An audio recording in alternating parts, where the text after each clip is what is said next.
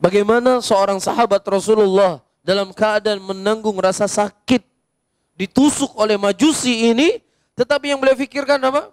Salat, salat, salat. Begitulah kecintaan para sahabat Nabi SAW kepada Allah. Begitulah kecintaan mereka kepada ibadah. Dan ini sudah sering kita sampaikan, ayyuhal ikhwah. Ya, pandangan orang-orang kalau dia sudah tidak sholat, ya berarti dia sudah keramat.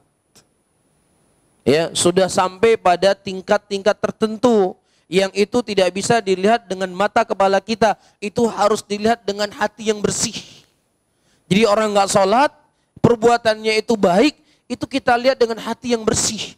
Tapi kalau kita masih memandang dia itu salah, hati kita belum bersih, masih kotor. Masya Allah, tuh lihat gimana sesatnya.